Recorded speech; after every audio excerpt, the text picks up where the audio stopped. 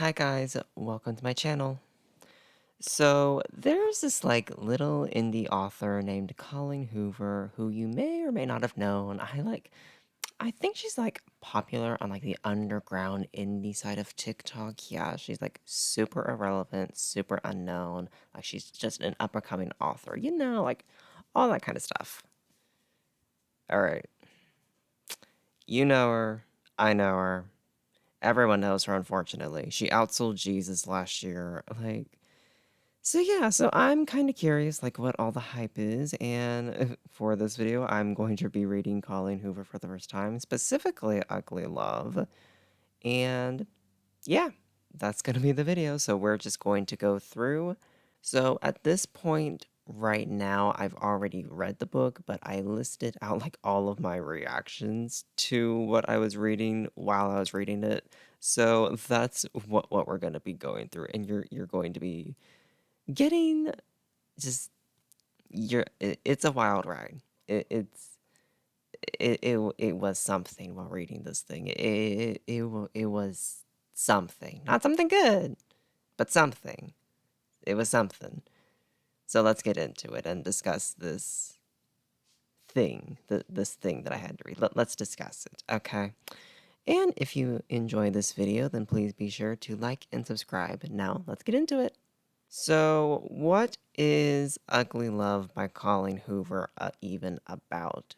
This book is about this lady named Tate who, enters a friends with benefits type of situation with her next door neighbor named Miles. And, they're in this, friends with benefits relationship kind of thing, but she wants something more, and secretly so does he. So, over the course of the novel, they eventually fall in love somehow. And we also get Miles's POV from 6 years ago, detailing why a tragic event that happened 6 years ago that left him not wanting to pursue love of any kind in the modern day. So that's what's happening in this book. Yeah, it doesn't really sound like that much happens because not really much happens at all, if we're being quite honest. But yeah, let's get into it. So the way this video is going to work is while I was reading it, every single time that I reached a point where I just couldn't take it anymore and I had to get my thoughts out, I paused and then wrote all my thoughts down. I will be going through chapters 1 to 4 and then chapters 5 to 8 and etc until we reach the end. And you'll be getting all my thoughts and what's been happening during those little sections. So anyway, let's get into it. So, chapters 1 through 4, y'all. Literally, I had only read 4 chapters of this damn novel, and I literally was losing my mind. I was literally losing my mind. Because, okay, so we're following this lady, Tate, right? She has moved in with her brother, Corbin, into his apartment because she's currently looking for a job. She needs to save money, all that kind of stuff, right? Then we've got Miles, who is, of course, the next door neighbor and the love interest of the story. We get his POV from 6 years ago when he was in high school. So they're the main two that we're following, right? So, so in Tate's part of the plot in the first 4 chapters, so she's moved in, and immediately when she starts moving in, she notices this guy who turns out to be Miles on just passed out, obliterated, drunk in the hallway, right? Just completely and totally wasted. So she's calling Corbin is this normal? Is this what I should expect from living here? What the fuck is this? And her brother tells her, "Oh, that's my friend. He's harmless. Just let him inside and let him pass out on the couch for tonight. Okay, it'll be fine." So she does that reluctantly, of course, obviously. And Miles is in his obliterated drunk state, just mumbling about this Rachel girl who is one of his exes, whatever. And so and Tate's okay, not my business. Just get on the couch and yeah, I'm gonna go to bed. So cut to the next morning. She wakes up and Miles is at her bedroom door glaring at her, just like full on watching her sleep, glaring at her, shooting daggers at her, right? Very creepy, very stalker behavior. So she wakes up to that, and immediately, he starts like yelling at her about like, oh, what happened the night before? Where's my stuff? This, that, and the third. And it's like, and she's like, girl, I just woke up. I don't want to deal with this. And she like closes the door on him and locks the door on him, right? What does this motherfucker do? He breaks open the door. I'm not even. You know how fucking strong you have to be to like break down a locked door? That's insane. He breaks down the locked door, like fully shoves it open, starts screaming at her even louder, and then gets all up in her face, like, and just like starts screaming at her. So Corbin comes in, breaks them up, and then that's where we end. The thing that got me saying what the fuck immediately, and keep in mind we're only 4 chapters in at this point, right? So the thing that got me like what the fuck is e- even after her first meeting with this guy, he's obliterated drunk, he's glaring at her in her sleep, he breaks down her door, and he screams in her face. What is her reaction to all that? What does she think of Miles after all that? Do you think that she would be a normal person and be like, ew, fuck this guy, he's creepy and a jerk? No. Actually, no. Her reaction is, oh, you know, I mean, yeah, he's rude, but like, he's kind of hot. Yeah, he's kind of hot. I could get down with that. Like he's a little rude, but yeah, he's kind of hot. It's like, no, no. Oh my God, we are literally only 4 chapters in, and I already see why a whole bunch of people say that Colleen Hoover romanticizes abuse, right? Because what the fuck is that? Like, no, no, that is not something to swoon over. Oh my God. Anyway, so there's that. So that's what happens with Tate in the first 4 chapters. What happens with Miles' POV from 6 years ago in the first 4 chapters? Okay. So he's in high school, senior year, gonna graduate soon, blah, blah, blah. There's this new girl at school, Rachel. Yeah, remember her? Yeah, there's this new girl at school, Rachel, like totally new, fresh off the plane, first day, whatever. And this boy, this fucking boy, immediately upon seeing her, he develops a crush. Now, not like a cute little, oh, you think she's pretty kind of crush. No, nothing normal. He like develops an obsession with Rachel just upon first glance at her. Like full on like incelly comments in his mind like, "Oh, I'm going to make you fall in love with me. Oh, you're going to be mine and mine alone. Like you're no one else's." Blah blah blah. All that kind of stuff. Like very creepy, very much obsessed with her, just full on. You know, it felt like y'all ever watched Miraculous Ladybug? And where like the main girl Marinette is like full on obsessed with her crush to the point of where she like knows his entire schedule day in day out, what time he'll be somewhere, like full on 24 hours a day, and is like bought gifts for him for like every occasion possible for the next 30 years, and has like tons and tons and tons of photos on her wall of him. Like that's the kind of level of obsession that Miles was giving when he first saw Rachel. Like, yeah, it was very creepy. But anyway, so so later that day after school, he goes home to his dad. Mom's dead, so it's just him and dad at the house. And his dad is like, hey, by the way, I got a new girlfriend, and she's coming over tonight with her daughter, and we're all gonna meet each other. Like, it's gonna be great, okay? So so lo and behold, who is the daughter of his dad's girlfriend that comes over for dinner that night? Oh, look, it's Rachel. Look, it's Rachel. Literally. And now keep in mind, like their parents are like getting engaged. Like their parents are getting engaged. They're gonna get married. Like all that kind of stuff. So Miles and Rachel are becoming step siblings. They're becoming step siblings, right? So, knowing that they're going to be siblings, what is Miles's reaction to that information? Is he a normal person and is like, oh, yeah, that's weird. That kind of takes you off the menu.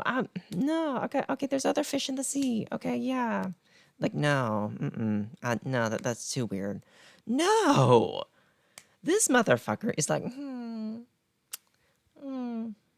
yeah, I know it's probably morally wrong to like date your step sibling, but like, she's hot. Like, she's really, really hot. Like, yeah, I could get down with that. And it's like, ew, like Miss Hoover. Is this really what we're doing? Is this what we're doing? Incest. Like, okay, I know that like the blood family trees are not connected, but like the marital family trees are connected. Like there's like the family tree of some kind is still overlapping. Like it's a little too close for my liking. Like this is what we're doing. This is what we're doing. This is what we're doing. Oh, no, no, no. So yeah, first 4 chapters in, and I'm already losing my sanity. But anyway, that's what happens in that section of the book. Now let's move on to the next few chapters, chapters 5 through 8. What happens in chapters 5 through 8? I literally have written down, I'm at my breaking point, I'm at page 50, and if I wasn't making this fucking video, I would DNF this shit so fast, and there's only been one other time I've ever DNF'd a book so quickly. Send help. Literally, and I still feel that way. Especially after finishing this thing. Okay, first of all, Tate. First of all, like at this point in the story, but like all throughout the book, but especially at this point in the story, Tate, sweetie, please go get a vibrator. Tate, sweetie, go get a vibrator. There are like thousands of channels on YouTube that have like discount links to adamandeve.com. Go click on one of them, please. Because like, so what happens? What happens to make me think that? Okay, so in the Tate POV right now, it's been a few days since she's moved in, right? It's been a few days since she's moved in. Okay. So she comes home from work or school one day. Yeah, she got a job, and she's also going to college. So she comes home one day to find 3 guys in her apartment that should not be there. There's Miles, and these 2 other guys called Ian and Dylan, who are like friends of Miles and her brother Corbin. They're like all friends with each other. Well, they hate Dylan, but they still hang out with him, like to create drama, I guess. I don't know. Anyway, so she walks into these 3 other guys in her apartment, and like understandably, she's like, "What the fuck? Like, why are 3 strangers in my apartment?" And they're all looking at her like she's got 3 heads, like she's the idiot in this situation, because they're like, um, actually, like the guys have this tradition where like every single week that like the game is going on, like the sports game is going on, we like hang out here in Corbin's apartment, even if one of us is missing, and we all watch the game together. Like, yeah, we can't do it in Miles's apartment because he doesn't have cable. We can't do it at Dylan's place because like his wife that he's cheating on doesn't like it when we're there, and we can't do it at Ian's place because reasons. Just reasons. Yeah. So we're all gonna be hanging out here for the next 2 hours and like just get over it. And so what does Tate do with that information? Does she do the reasonable thing and like kick them out? No. She just like huffs and like storms into her room to study for an exam. Like that's it. And then when they're making so much fucking noise, what does she do then? Does she kick them out? No. No. No. A Miles offers up his place and for her to go study at, and she like accepts. Okay. Now when she arrives at Miles's apartment, she is like being nosy and like looking around, all this kind of stuff, this, that, and the third. Now I don't fault her for that because I'm a nosy ass bitch too. Like, anyway, so but now at this point, she's making like these weird ass comments in her head about his place. Just like, oh wow, it's so barren. There's like no curtains or paintings or like rugs or anything. There's no like decorations of any kind. Wow, he must really not have many women over here because like if he had women over here, he they just wouldn't be able to resist like tidying up his place and like leaving stuff here for him to decorate with. I just have the need to go down to the store right now and like pull out my credit card and get him some like potted plants or something. I just have that like womanly urge to go and decorate this stranger's house for him because he needs that womanly touch. It's like, stop being weird. Stop being weird. This is literally a stranger. This is not your boyfriend. This is not your fiance. This is not your husband. This is literally a stranger. This isn't even your house. Like, why do you, first of all, like, it's a stranger's house. Why the fuck do you care what it looks like? Like, you don't have to live there. Like, you don't have to live there, you know?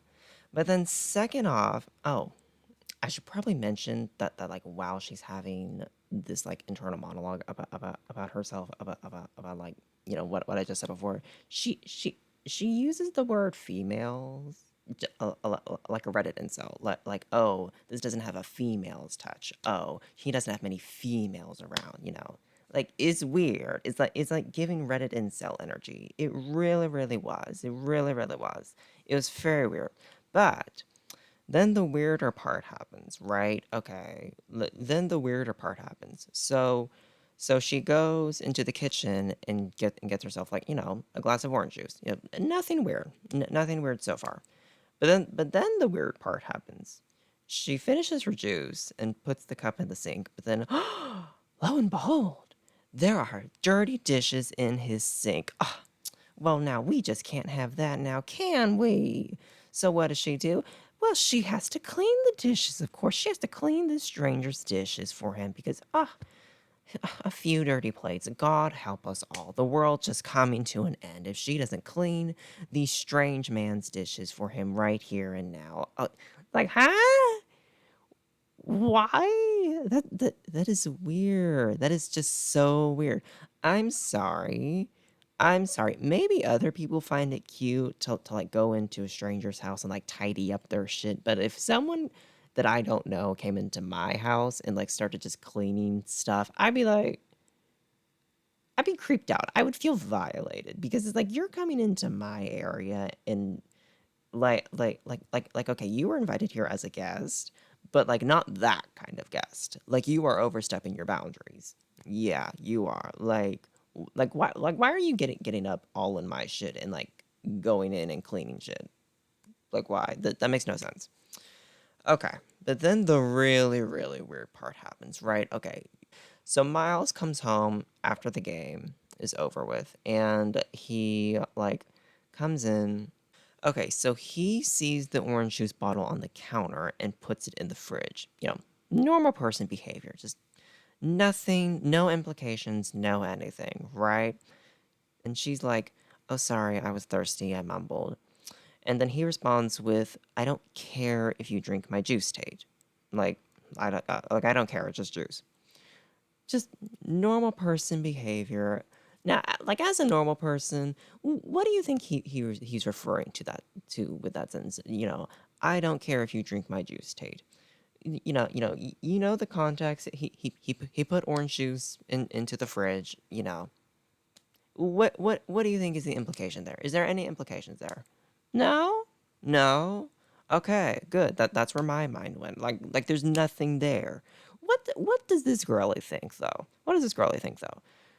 She immediately thinks to herself, quote, "Oh wow, that was an oddly sexy sentence. So was his presence in delivering it. Go get a vibrator."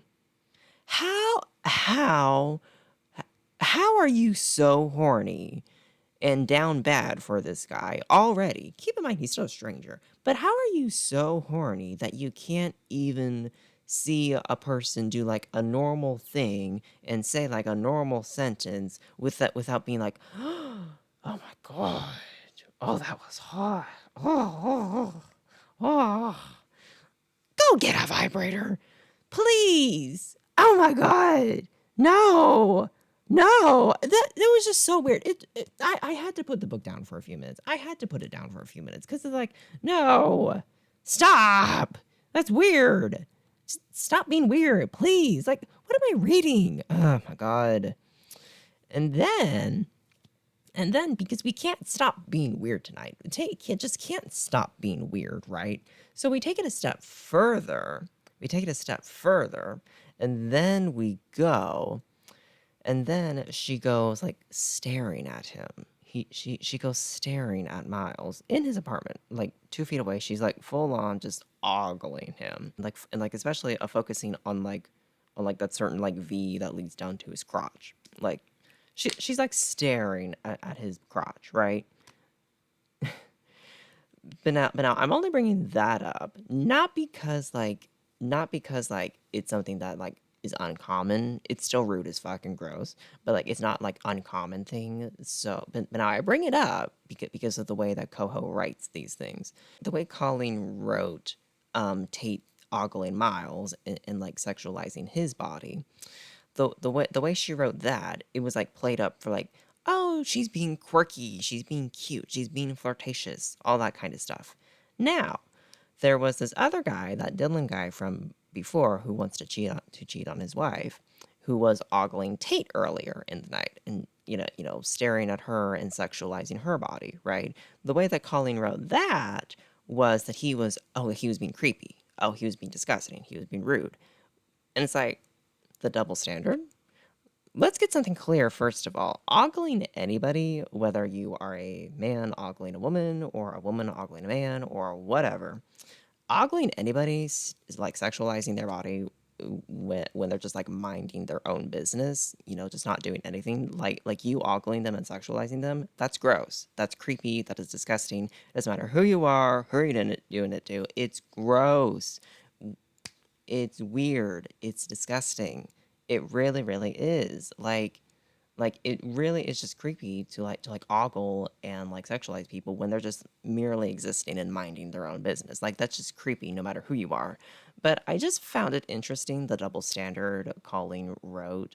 A man sexualizing the main character, that's creepy, but now the main character sexualizing a man, that's quirky and fine. Like it's just the double standard. It's very interesting. Like, very, very weird. Very, very weird. But anyway, I've been ranting about Tate and her juiced out brain. So what was Miles up to 6 years ago in these last few chapters? So after the dinner, Miles and Rachel's parents go outside on like the patio to chat and like officially get engaged, I presume, But now what do these two kids do? What do these two bitches do? They start making out in the kitchen. Why? You're gonna be step siblings. You're literally gonna be step siblings. Why are you making out in the kitchen? That's weird. That's weird. That's fucking weird. They are literally step siblings making out in the kitchen.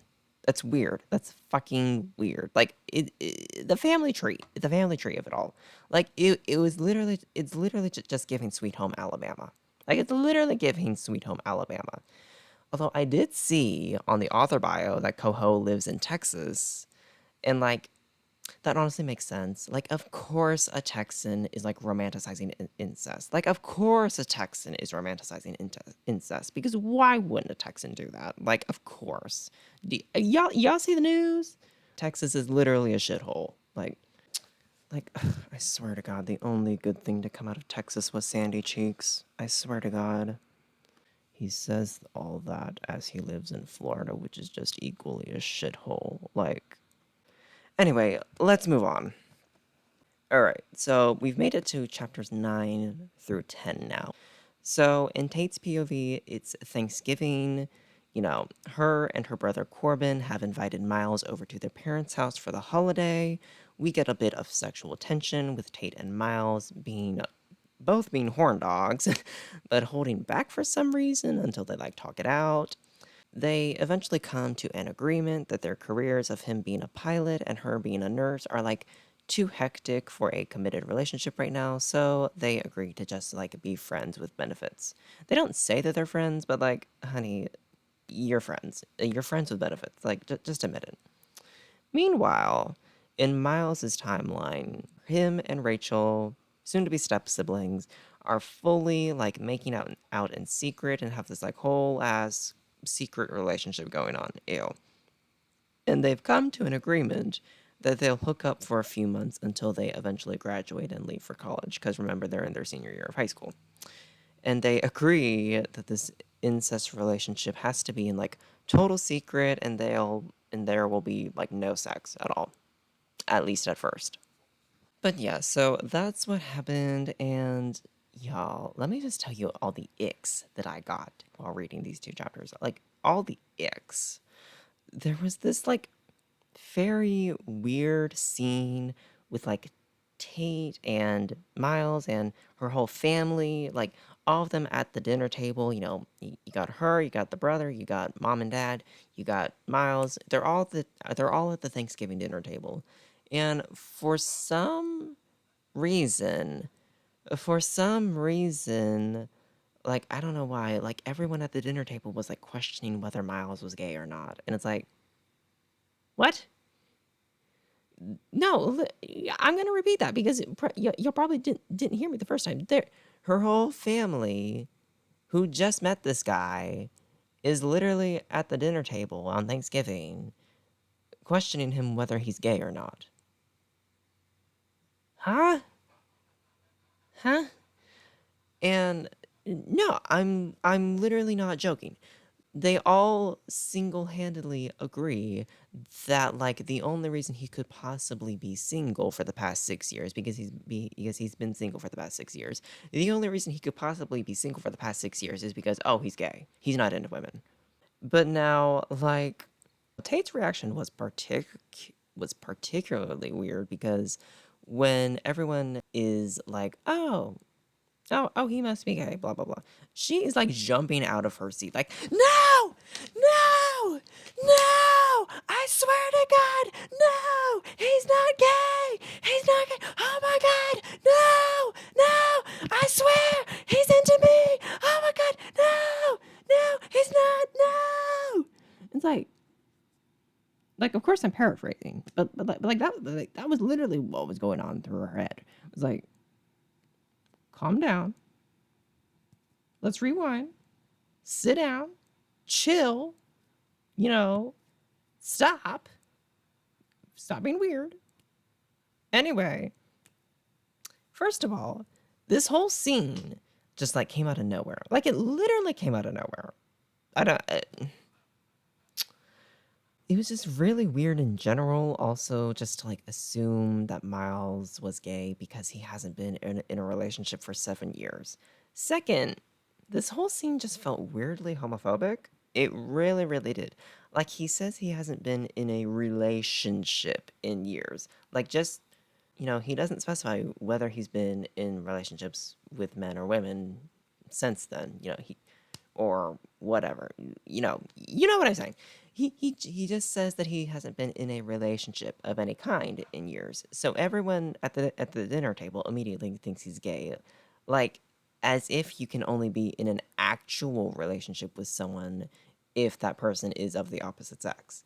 Like that was weird. That was weirdly homophobic. It gave off the vibe of like if you're seeing someone who is of the same sex or of the same gender of you, then oh, that's not a real relationship. That's not a real relationship. Okay. Like it was just very, very weird. It was very, very weird. And Tate's whole reaction to that whole thing, like just the very thought that Miles could have been with guys in his past at all, like the very thought that Miles could be like bisexual, it like disgusted her. It like very much disgusted her, and it was very biphobic. Also, it was very very biphobic. Like it was just weird. It was just very very weird. Then the other weird thing that like happened was later on in the night when the two of them are alone and talking, and she's like asking him like, "Oh, why haven't you been in a relationship for the past 6 years of any kind?" You know what she says specifically? She says, "But men have needs, and everyone wants love or at least sex. It's human nature."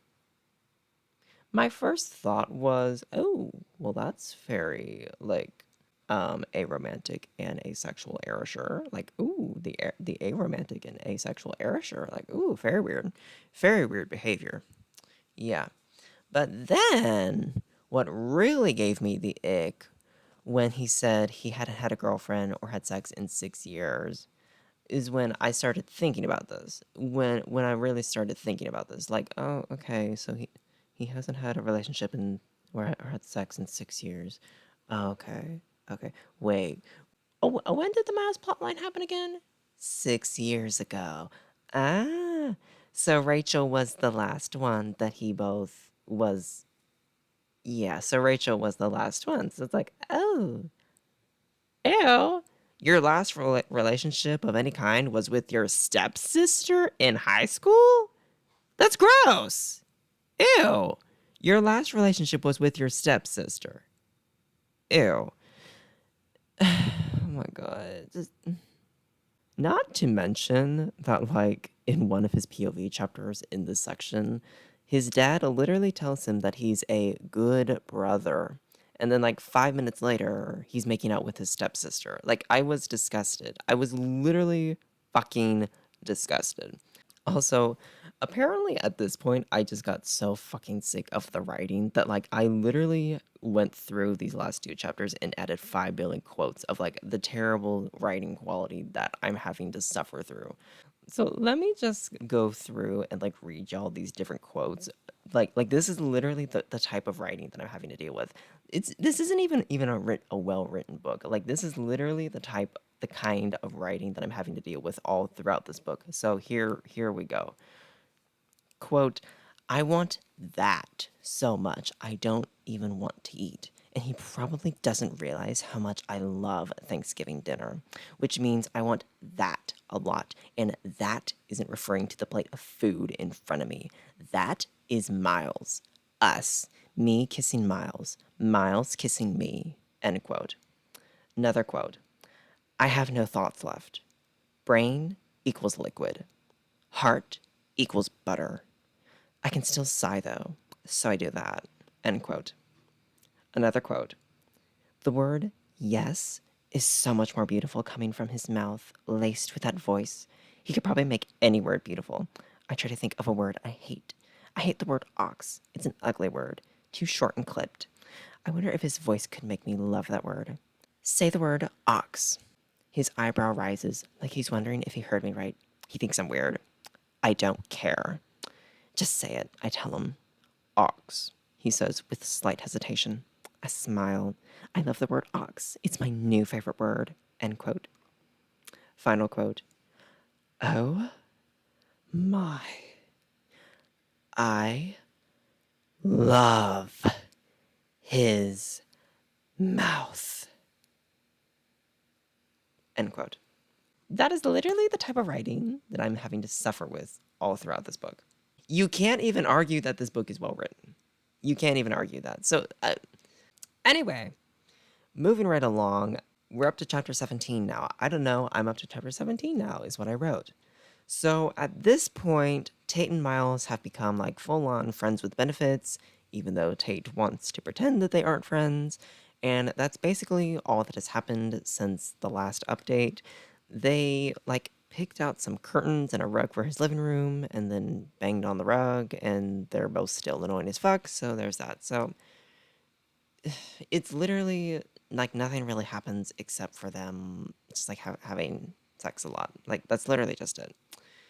In the Miles POV, it's still basically just like him and his stepsister messing around in secret. Their parents go away for the weekend and then they play house, exact words, and have sex, even though they agreed not to do that. They do. And then later they skip school to go to the beach, and Miles wants to get all religious and be like, "Oh, when my mom died, I stopped believing in God because how could he let someone suffer like that? But then when you came into my life, I started believing again because how could someone so beautiful exist if there wasn't one? Like, oh my God, I'm so emo. And then she like tells him that her period is late, aka that she's pregnant. So yeah, lovely. You got your stepsister pregnant. You became pregnant with your stepbrother. Like, y'all, no, just no. No, no, stop it. Just stop it. I can't. I can't.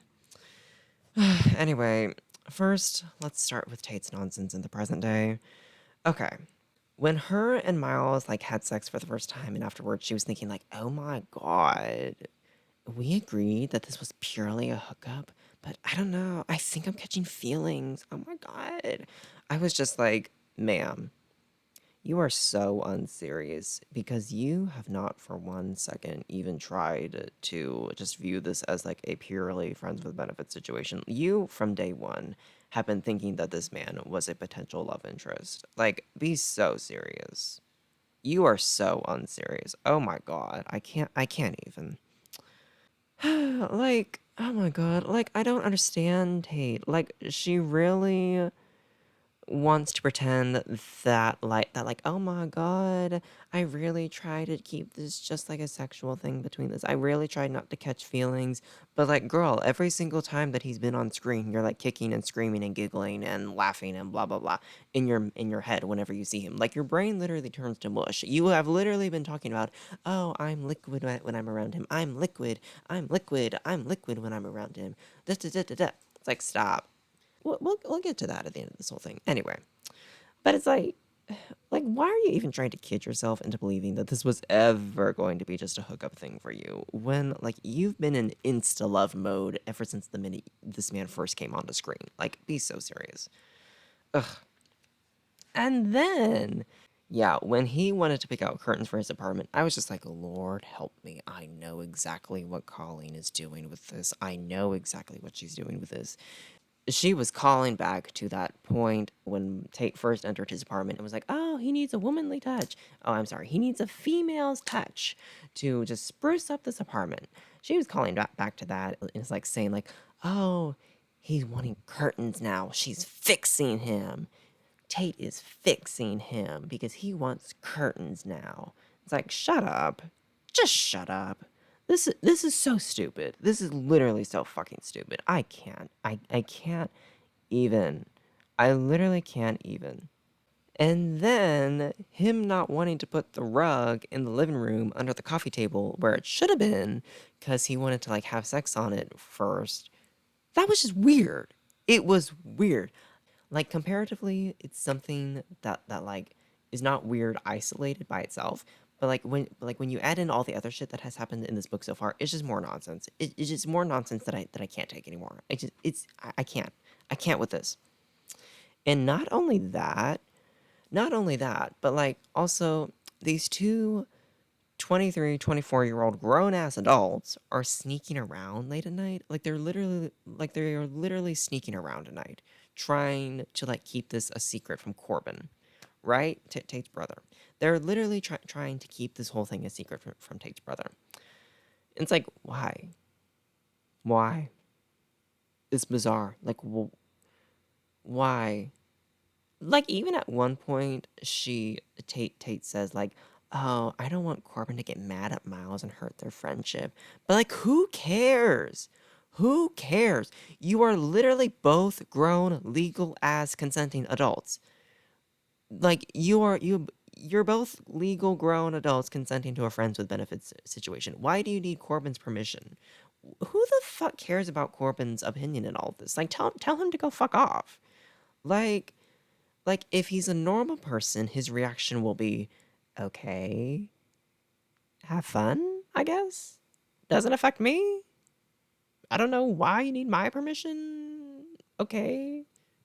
And if he's not a normal person and like he has a problem with this whole thing, then just tell him to fuck off. Because once again, you're both grown, legal, consenting adults to this whole thing. So it's like, okay, you're hooking up with the neighbor guy. So the fuck what? Like, it's not a scandal. Like, this is not 1802. This is not a scandal. Okay? And then, commenting on the Miles flashback sections, first of all, these two, Miles and Rachel, keep in mind they're both 18. Okay, they're both 18. They are too fucking grown to be playing house. They're too fucking grown to be playing house. What are you, like 6? No, 6-year-olds play house. 18-year-olds do not play house. That is weird. That is so. Just grow up. Grow up. First of all, just grow up. Second of all, I did not need, nor did I want, I didn't need or want a scene where Miles and Rachel were hooking up in the shower. I did not need a scene with two high schoolers hooking up in the shower, right? I did not need that. Did not want that.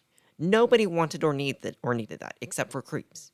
Anyway, and then when they're at the beach and she says that she's like pregnant, I lost all faith in humanity at that point. I lost all faith in humanity at that point. Like, send the flood. Just send the asteroid. Send the alien invasion. Send it all. Cause what the hell? What? No. Like, now, okay, granted, I know if like Miles and Rachel ever had a kid together, they wouldn't have like fucked up genetics or whatever, because yeah, they're not blood related, but you're still siblings. You are still siblings by marriage. You're still step siblings. You are still siblings. It's weird. It's incestual. It's gross. It's disgusting. Okay? Like, no, you should not be having a kid together. That's weird. That's gross. Now, at this point, when I was writing down my notes, I wrote down here all I can assume at this point is that either she got an abortion, hopefully, and immediately realized how fucked up the situation is and cut him off altogether, or that he just straight up killed her. Because in the present day, he doesn't have a kid, and remember back to the first chapter, he was obliterated, drunk, crying about her and what he did to her. That's the only thing that I'm kind of interested in is hearing what happened regarding that. Honey. First of all, I wish it had been the first option. I that would have been the sensible situation. That would have been the sensible thing to do in the situation. I wish it had been the first option, first of all. But then also, like, second of all, oh, honey, past me. Oh, honey. The reveal, the twist is not as interesting as you were hoping. It was not. It really, really wasn't. Anyway, let's move on. Now we are up to chapter 22. We're up to chapter 22. And we have finally hit 200 pages in this fucking book. Yay! Anyway, I don't know. Tate and Miles are still fucking everywhere. Like, literally, they're fucking everywhere. They did it in her car while it was pouring down rain. They did it in his apartment a billion times. I just feel bored. I just feel bored at this point.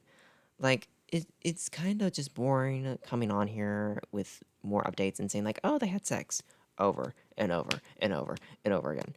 But that's really all that they're doing. Like, nothing else is really happening at this point in the story until one night they have sex yet again. And then for some reason, he, like, gets mad and, like, slams a door after he finishes. And she's just left, like, what the fuck?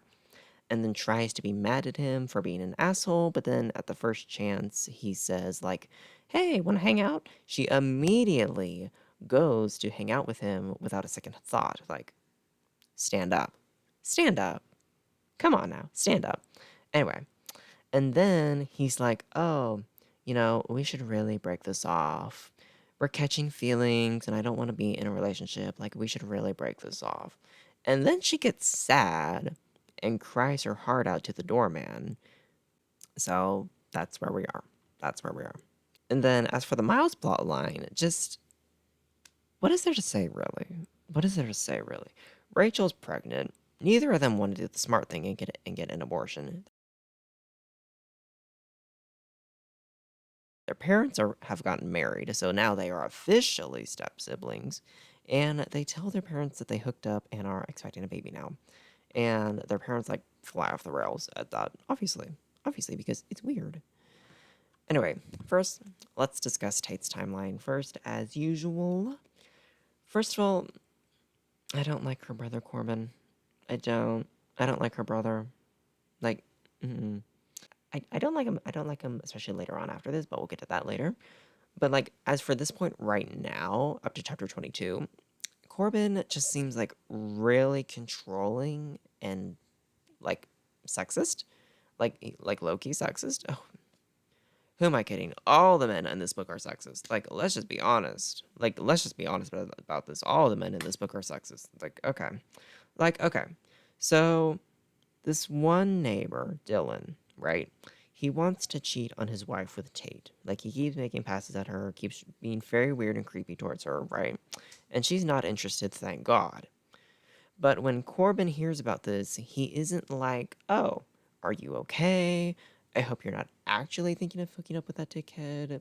Is there anything that I can do to help you get rid of him? He isn't like concerned or anything. He isn't concerned. No, he gets angry at Tate. He gets angry at Tate. Let me repeat that again. He finds out that this guy wants to cheat on his wife with Tate and is making Tate uncomfortable and is being very creepy towards Tate. He's making Tate uncomfortable. And instead of getting mad at him, he gets mad at Tate, his little sister. Do we see the problem here? Do we see the problem? Yeah, as Ava Max once said, maybe you're the problem. Maybe you're the problem, bitch. Yeah. Like, he literally gets mad at her and is like, oh, you better not be fucking thinking of sleeping with him. And it's like, bro, that's literally your sister who is being harassed. Like, she's literally being harassed and you're victim blaming her. Great. Love that. Love that. Like, why are you getting mad at her? Fuck off. Just fuck off. Anyway, second, I know her and Miles are in a friends with benefits type of situation, so they mainly just get together when they're horny, which is all the fucking time, by the way. It's getting weird. Like, don't y'all have hobbies? Do y'all not have hobbies besides this? Like, go take up painting or something. But anyway, so I know that they're in a friends with benefits situation, and they mainly just like meet up when they want to bang each other, right? But now, like, I swear to God, if I have to read yet another sex scene between them, I'm going to rip my eyes out because, like, stop. There are so many sex scenes in this book. There's so many in this book. And they go on for pages and pages and pages and pages at a time. It's like, stop. Stop. Stop. Like, okay. Adult romance, you expect like one, maybe two sex scenes. That's kind of the norm. Except in very rare cases. You kind of expect like, okay, one, maybe two sex scenes. But now even in those rare cases where there are more, it doesn't go on for like pages upon pages upon pages at a time. But here it just keeps going and going and going and going and going. It's like, stop. Like, Colleen, if you wanted to write erotica, just write erotica. Just because, like, you keep just writing these long ass, like, 10-page sex scenes, and it's like, at some point, you gotta stop. Like, at some point, you need to actually come up with a plot. Please come up with a plot at some point. Because it's like, where's the romance? You market this as a romance. Where is the romance? Like, I'm not seeing romance. I'm just seeing fucking. I'm not seeing, like, any romance. So where's the romance? Please tell me where the romance is. Like, I signed up for a romance, not this. I did not sign up for diet erotica. Like, girl, ma'am, lady, author, plot, please. Cutesy romantic tropes. Not this. Not just pages and pages and pages and pages and pages of them banging each other. Move on. Come up with something different, please. Anyway, as for the Miles timeline right now, I really have nothing else to say other than what the fuck. Once again, just what the fuck. What the fuck is wrong with him? What the fuck is wrong with her? But now, more so especially at this point in the chapter, what the fuck is wrong with his dad? What the fuck is wrong with Miles' dad? Like, first of all. Because the scene where they told their parents that they were in a relationship and that she was pregnant, it was very bizarre. It was very bizarre. So when they tell their parents what's been going on, Her mother is in shock and disappointment. What was her name again? Like Livy Levia or something? I don't fucking know what her name is. I don't know. I'm probably completely off. Anyway, that's not the point. Rachel's mother is like in complete shock and disappointment at what's been going on. Understandably. That's an understandable reaction. But now his dad just like flies off the rails. Miles' dad flies off the rails. Like mind you, Rachel isn't even his kid. Rachel isn't even his. Like he's just the stepdad to Rachel. So like, and he hasn't even been the stepdad like all of her life. Like he's only been a stepdad for like a year. Like why are you like flying off the rails, being like, who could do this? Tell me who the fuck did this. I will beat that boy's ass. Who took this girl's virginity? Who got her pregnant? Who got my stepdaughter pregnant? I will fucking kill that boy. That's his attitude. Paraphrasing once again, but like that's his attitude. It's like very weird, first of all. Like, step back. You are the stepdad. Calm the fuck down. Even her own mother is not having this kind of a reaction. Learn your place, sir. But then, when he finds out that it's Miles, cool, he flies off the rails even more. And, like, literally starts screaming at his own son. Screaming at his own son to, like, get the fuck out of my house! Get the fuck out! You're not welcome here anymore! And like starts like they're at the dinner table, mind you. He like grabs Miles, yanks him out of the chair, and drags him across the room, like punches him, like literally like punches him either in the face or in the gut. I can't remember which. Like full on socks his son, full on. Like Miles is like bleeding, I think, and like throws him out of the house. Like literally just like throws him out of the house. You need to stop. You need to calm down. You need to calm down. You're being too loud. Stop. You need to calm the fuck down. It's weird. It's weird. It's very, very weird. It's weird. It's weird. Anyway, let's move on to chapter 25 now. Let's move on. So now we are up to chapter 25, and I literally have in my notes, I am losing my fucking mind now. Great. So what happened?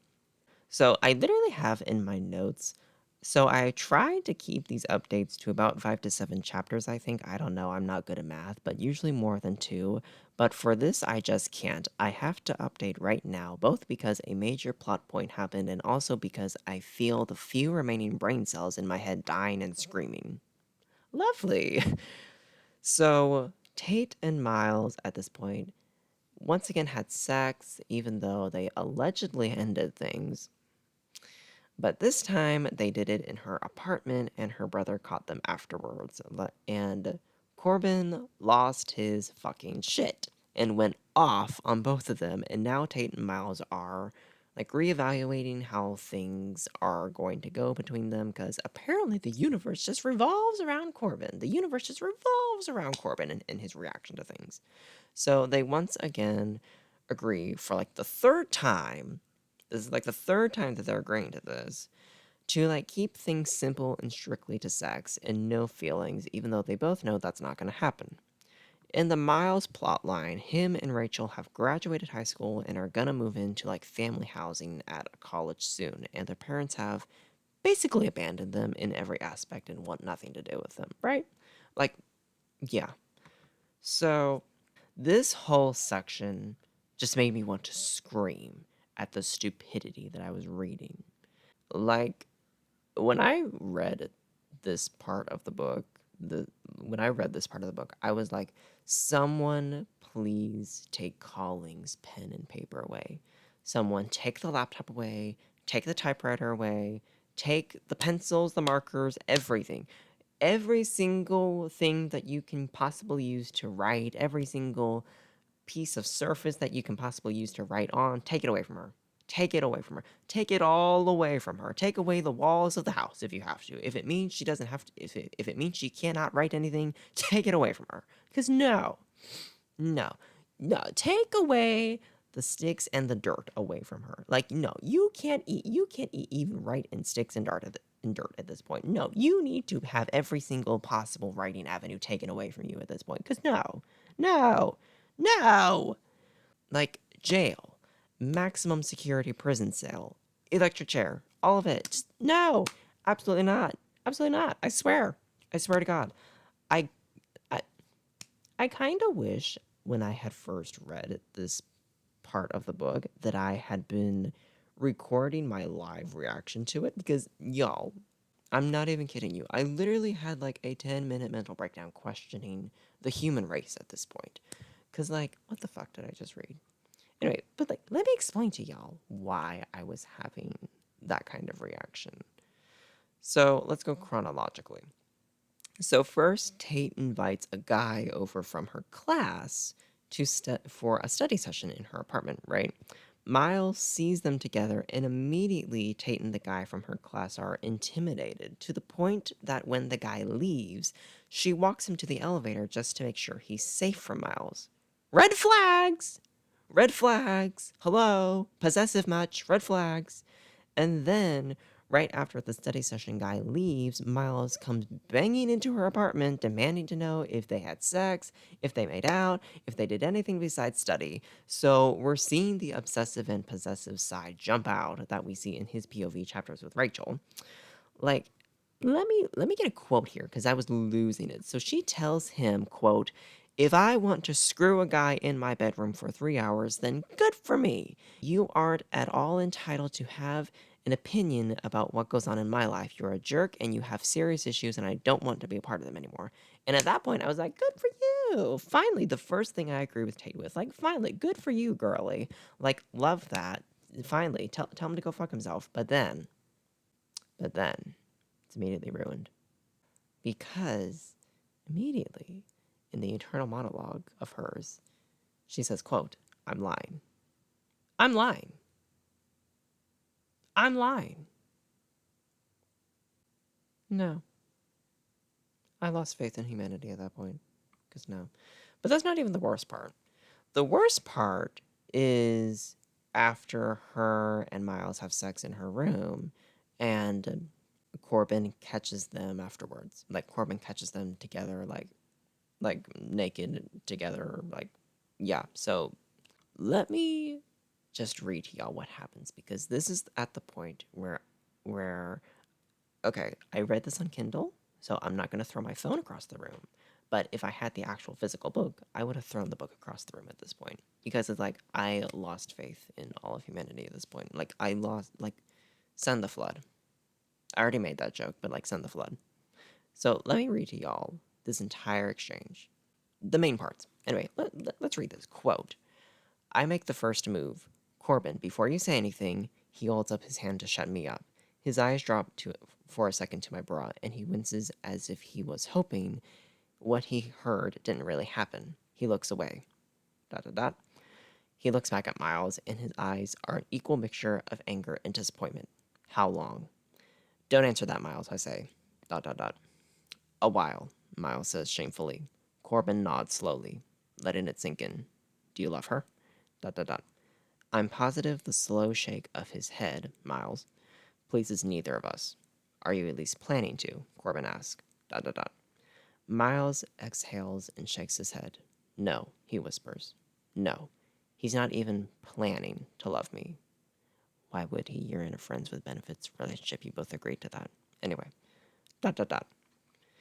Corbin grips the frame of his door and presses his forehead against his arm, inhaling a slow, steady breath. He looks back up at Miles with eyes like arrows aimed at a target. In all my life, I've never seen Corbin this angry. You just fucked my sister? Dot, dot, dot. Corbin, she's a grown woman. Corbin takes a quick step towards Miles. Get out. Dot, dot, dot. I'm still standing in my bedroom doorway, looking at Corbin like I could fly across this hall and deck him. Corbin pierces me with a stare as firm as his stance. You're not a brother, Tate, he says. Don't you dare tell me I'm not allowed to be pissed. He steps back into his bedroom and slams his door. End quote. Do y'all understand why I had a 10-minute mental breakdown questioning the human race after that? Do y'all understand why I had a 10-minute mental breakdown after that? Do y'all understand? Let's go through it. Let's go through it because I could literally feel our species de-evolving when I was reading that. Like I could literally feel us going backwards at this point. This is y'all Shakespeare. This is y'all's modern day Shakespeare. Really. This is y'all's modern day Shakespeare. Like just that last little bit alone. This is y'all's modern day Shakespeare. Really. Really. Really. Y'all have some issues. Y'all have some issues. Because, first of all, Colleen wants to play Corbin's reaction up to, he's just being a protective older brother. No man is ever good enough for his sweet, innocent baby sister who needs protecting even though she's 23. When in reality, his response is just sexist. Like, let's get that clear first of all. Acting like your sister, who is a grown-ass woman, isn't allowed to have sex with whoever the fuck she wants is just insane behavior. It's insane behavior to me. Like, who do you think you are? Like, literally, who do you think you are? Like, you are legitimately crazy for believing that is an okay thing to think. Like, are you kidding me? Like, it just reeks of controlling behavior from Corbin's part. Like, you are literally getting angry because your sister is hooking up with someone. Like, I know people are going to argue, like, oh, he's just mad because it was his friend. He feels betrayed by his friend. Why the fuck does he feel betrayed by his friend? That doesn't make any sense. That doesn't make any sense. Not unless you subscribe to, like, how dare you hook up with my sister out of wedlock and you're not even planning on marrying her. Like, that, like, really? Really? That's what we're doing here? Really? Okay. Sure, Jan. Sure, Jan. Then, yeah, basically demanding that the guy she is hooking up with, like, better plan on loving her and putting a ring on it. Because, like, let's be honest, that is the end goal that he wants. So, like, it's just so Puritan culture coded. Like, it really, really is. And it's gross. Like, get a fucking life. Like, literally just get a fucking life. Stop. Come off your Puritan Christian coded horse. Like, get over yourself. Like, stop it. Stop it. Stop it. Like, there is literally nothing wrong with what they are doing. Like, yes, you are allowed to sleep with people even if you don't know them and y'all are strangers to each other. Like, there is literally nothing wrong with that as long as everyone involved is consenting to what's going on. And acting like people are, like, disgusting and traitorous because they're sleeping together without being in love, it's such a toxic and gross mindset to have. Like, grow up. Literally grow up. Like, your reaction is insane. Your reaction is fucking stupid. It really, really is. What really got me fuming was, quote, "You're not a brother, Tate. Don't tell me I'm not allowed to be pissed." Like, whoa, okay. Like, whoa, okay. Oh, you're not a brother, Tate. I'm allowed to be mad that you're hooking up with someone. Like, okay, wow, okay. At that point, why don't you just go tell her to get back into the kitchen and make you a sandwich? Like, why not just take it a step further and just tell her to get back in the kitchen? If we're gonna be doing all that, like the blatant misogyny of it all, like if we're just gonna be doing all that, like okay, sure Jan, like it just reeks of controlling behavior and sexism. And like keep in mind too, it would be one thing to have this and like have us frame Corbin as like a villain of this book, but no, other than Tate getting a little bit mad at him right now, like we're meant overall to see Corbin as like a nice protective big brother. Like that is literally what Colleen wants us to think of him. Just a nice protective big brother that is trying to protect his baby sister from the horrors of the world. That is literally what we're supposed to think of him. And it's like, no, I'm sorry. No, I don't think that of him. I really, really fucking don't. It's like, no, he's gross. He's creepy. Like, you're basically saying uh, that, like, because she's a woman, she's not allowed to have like an active sex life. Like you're literally saying because she is a woman, like it's horrible for her to have an active sex life. But if she was a man, it would be perfectly fine. Like the whole situation would be perfectly fine if she were a man, because that's literally what you said. You're not a brother, Tate. Don't tell me I'm not allowed to be pissed. You're literally saying because she is a woman, it's horrible for her to be having sex with anyone outside of marriage. But if she was a man, this would be perfectly fine and acceptable. Like that's literally what you're saying. That is so gross. That is so sexist. Oh my god, disgusting. And look, I get it. I get it. These are fictional characters. Like I get it. These people aren't real. This is not real. This is a made up story. I get that. But the thing is, these are meant to be our good guys. These are all meant to be the people that maybe, they have like maybe a flaw or two, but ultimately, we agree with them and side with them. And to push these harmful ideas and act like, oh, they're okay, they're acceptable, this, that, and the third is so toxic and gross. To frame these like toxic mindsets as like, oh, these are what the good people think. No, that's gross. That's so toxic. Oh my god. Let's move on. Okay, so we have made it up to chapter 36, and I literally have written down, we're almost done. Thank you, Lord. And yeah, thank you, Lord, because girl, I have been filming for an hour at this point, over an hour at this point, and I had to turn off my AC. I had to turn off all the fans. I live in Florida. It is like 100 degrees outside. I'm sweating. I'm starting to sweat. We need to hurry this up. But anyway, I didn't think it could get any dumber until it did. I didn't think it could get any dumber until it did. So now, Tate and Miles have hit the darkest hour point in almost every single romance. So first, a plane crashes. It's like on national news, whatever. And Tate freaks out that maybe her brother was piloting it, because keep in mind, he's also a pilot. Almost every single person in the apartment building that they live in is a pilot, because it's like right next to the airport, whatever. Anyway, so a plane crashes. Tate freaks out that maybe her brother was piloting it and is scared that he's dead now, but then immediately finds out that he's fine and wasn't on that flight, so goodbye any tension that could have had.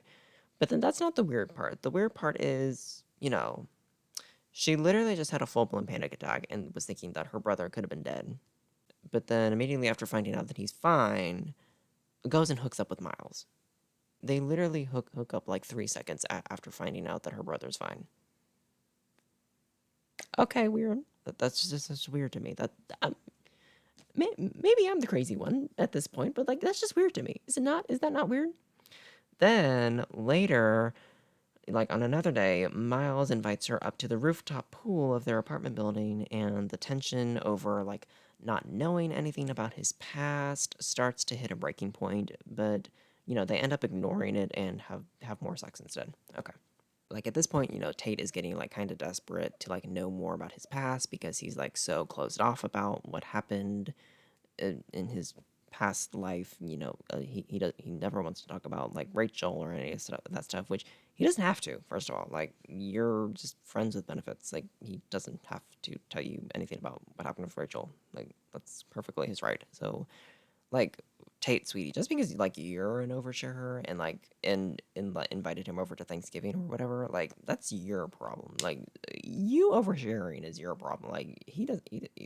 Y'all are not boyfriend and girlfriend. Like you're kind of pseudo at this point, but like you're not like official things at this point. Like he doesn't owe you anything. Like okay, let's get that clear first of all. But then, so she's like starting to hit a breaking point because like she doesn't know anything about his past or whatever. But they're just like ignoring it at this point. Then one day he comes back from work and they meet up, and she makes a comment about like, "Oh, you missed me, didn't you? LOL." And he instantly becomes like very distant, and Tate's like finally had enough and like wants to know what happened with Rachel to make him so distant and detached and resistant to love of any kind. To which point he starts like breaking down and starts sobbing uncontrollably, and she tries to like comfort him, which leads to them having even more sex. Huh? And he's crying still while fucking her, and accidentally mumbles Rachel's name, so now she's crying while having sex with him, and they're both crying and look ridiculous, and then they stop speaking to each other. The dumbassery of it all, the stupidity of it all. What the fuck am I reading? Just thinking about this now. What the fuck did I just read? Anyway. Okay, anyway. Anyway, where was I? So then later on she's moving out into a new apartment because like she finally saved up enough money, so she found a new apartment. She's moving out and goes to say goodbye to Miles, and he's like, "Okay, bye, peace." And that's where we are right now. To the flashback chapters of like Miles from 6 years ago. Okay, so Rachel gives birth to their kid, and it's a boy, and everyone is happy, and everything is right with the world, and Miles and his dad like hash things out about what really happened between his parents, and I still don't fully understand what happened, but we'll get to that. But they make up with each other, him and his dad, blah blah blah. They're fine. Her and her mom have made up. Everyone's fine with each other again. Okay.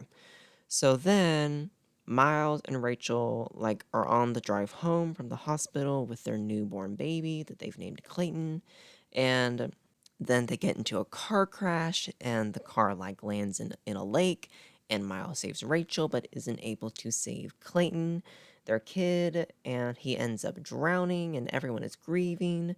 Rachel is furious with Miles for saving her instead of their son, and Miles feels like their son died because of him. So then the two of them split up, and her mom moved back to Phoenix, Arizona, and Miles swears off love for the rest of his life because he doesn't want to put himself through this kind of heartbreak ever again. And that's where the flashback stuff finally comes to an end, okay? So, first, let's address the thing that might be controversial for me to say. I do think Miles shares at least some responsibility for the crash. Like, at least some responsibility for the crash.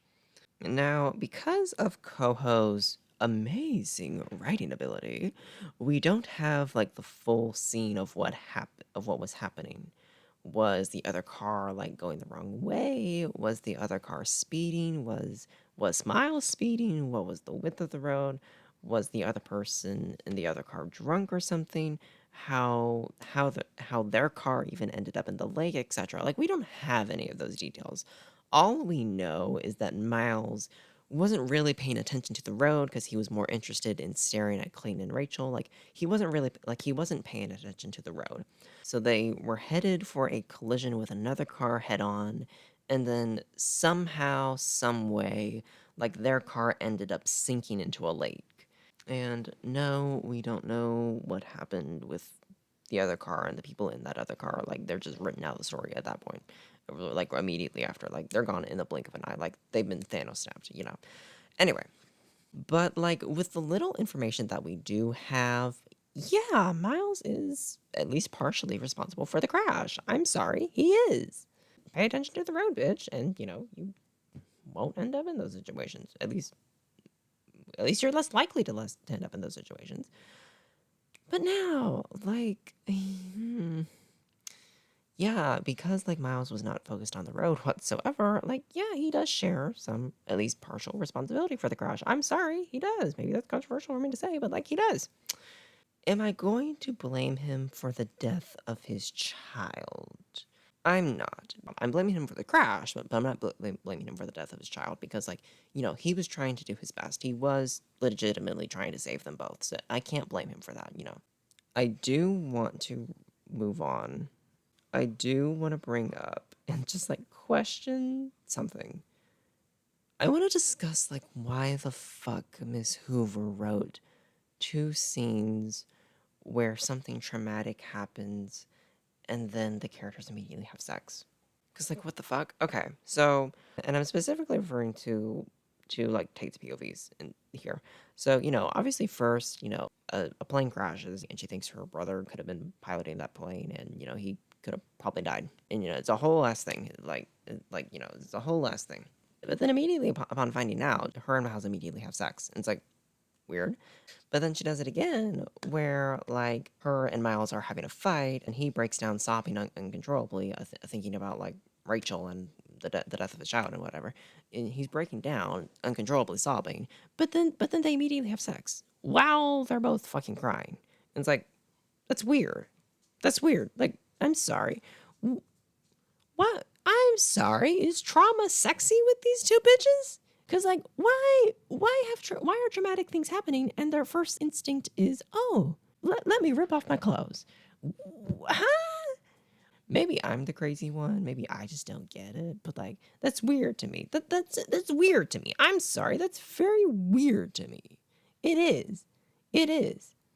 Also, side note, the way within like one paragraph we went from like freaking out if Corbin died in a plane crash to immediately knowing he's perfectly fine, just completely draining any and all attention that that moment could have had, just completely draining it. Miss Hoover, excellent writing, just really great writing there, just a mastermind, brilliant masterpiece we're working with here. Yeah, it is. Also, if you've read the book or watched any other Hoover videos, you probably already know I was going to bring this up at some point, and the time has come. The time has come.